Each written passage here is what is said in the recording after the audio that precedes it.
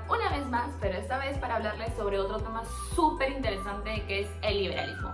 Mi nombre es Estrella Corrales y espero que les guste y lo entiendan súper bien. Hola chicos, mi nombre es Caterina Suárez y como bien lo dijo mi compañera, el tema de hoy es el liberalismo. En este video vamos a observar cuáles fueron sus inicios, qué personajes intervinieron, cuál fue la ideología y cómo esta influenció en el Perú. A continuación les hablará mi compañera Mariela y sin más preámbulos, esto es Yo te ayudo en el cole. Hola chicos, yo soy Mariela y espero que se encuentren muy bien. Como sabrán, la palabra liberalismo ha sido muy empleada tanto en Perú como en el mundo. Pero para entender el liberalismo es necesario precisar su definición, lo cual nos lleva a plantearnos, ¿qué es el liberalismo? El liberalismo surge alrededor del siglo XVII, pero cobrará mayor relevancia en Francia e Inglaterra durante la segunda mitad del siglo XVIII e inicios del siglo XIX, época durante la cual diferentes intelectuales plasmarán sus ideas liberales. Ahora, mi compañera Estrella les hablará un poco más acerca de esos ideales de liberalismo. Desde sus primeras formulaciones, el pensamiento político liberal se ha fundamentado sobre algunas ideas, dentro de las cuales tenemos que las personas son consideradas seres racionales y que tienen derechos individuales, los cuales tienen que ser respetados y no vulnerados, como por ejemplo el derecho a la propiedad, a la búsqueda de la felicidad y el derecho a tener una vida privada y poder ejercerla de manera libre. Los ciudadanos, al ser personas libres, podían elegir a sus gobernantes, mas el gobierno no podía interferir en la vida privada de estos.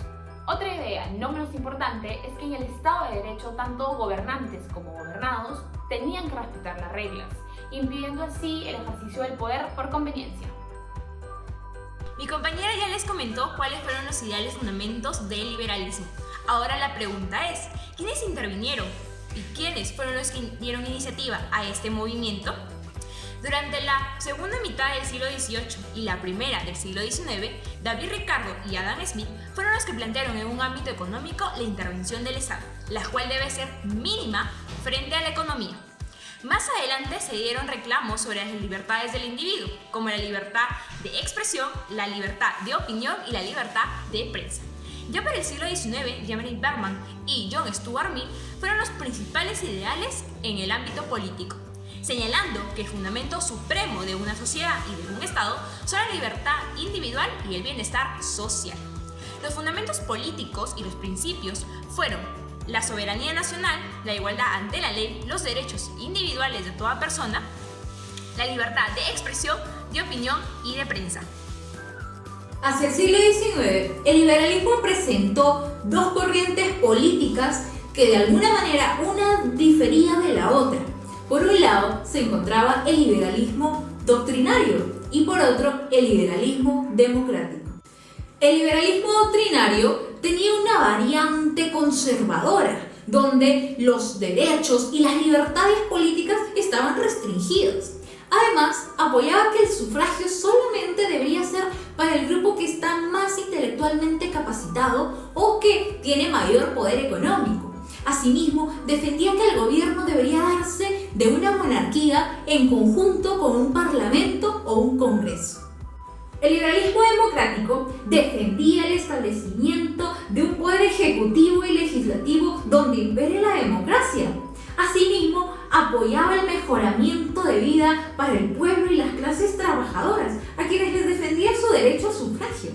Para entender un poco más estas diferencias entre el liberalismo democrático y el liberalismo doctrinario, observaremos una tabla comparativa.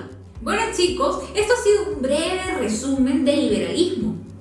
Como verán, este movimiento, esta ideología, ya se viene gestando desde hace algún tiempo, pero nuestro país no fue ajeno a esta ideología. Estrella, ¿crees que podrías ayudarnos sobre cómo fue el inicio del liberalismo en el Perú? Claro que sí, Mariela. El liberalismo en el Perú estuvo basado en 3 generaciones de pensadores liberales. Yo les hablaré de la primera generación. La primera generación abarca desde los precursores del movimiento independentista, dentro de los cuales podemos destacar a Hipólito Unanue, a Toribio Rodríguez de Mendoza, a José Quijano y Carrillo, entre otros, los cuales plasmaban sus ideas en la icónica revista de Mercurio peruano. Tenemos que tener en claro que la primera generación se vio muy influenciada por la enciclopedia y por los acontecimientos políticos que se dieron en aquella época, como la creación de la Corte de Cádiz. La inspiración de esta primera generación va surgiendo poco a poco como conciencia y se va estableciendo un sentir de singularidad nacional, un querer de autonomía que va a abrir paso a una futura nacionalidad. Esta generación tiene protagonismo hacia el año de 1790 hasta las primeras décadas del siglo XIX. La segunda generación, libertaria. Esta generación conformó la mayoría del Congreso, quienes elaboraron la Constitución de 1823, 1828 y 1834. Los más representativos personajes que destacan es Javier de la Luna Pizarro y José Faustino Sánchez Carrió, los cuales debatieron sobre la libertad del espíritu laico frente al clericalismo, el feudalismo y el municipalismo frente al centralismo, la ideología libertaria frente a un gobierno fuerte y la autoridad del Congreso frente al autoritarismo del poder ejecutivo. Tercera generación liberal en el Perú. En términos generales, esta sería la tercera generación, pero se considerará la segunda generación liberal en el Perú desde su etapa republicana. Pues bien, esta generación va a ser testigo de diferentes debates entre conservadores y liberales, donde van a destacar figuras como Bartolomé Herrera o Benito Lazo. Ambas ideologías van a tener sus difusores en los centros educativos o formativos, como por ejemplo el Real Convictorio de San Carlos, el cual era de pensamiento conservador, mientras que el Colegio Guadalupe era de pensamiento liberal. El Convictorio de San Carlos, al ser de pensamiento conservador, va a representar el orden, la aristocracia y además también impulsaba al gobierno de los más capaces o los más inteligentes, a lo que se conocía como la soberanía de la inteligencia, mientras que el Colegio Guadalupe, de pensamiento liberal, impulsaba el espíritu de la democracia, donde también decía que el gobierno debería recaer en el pueblo. Y finalmente, ¿cuáles son las conclusiones?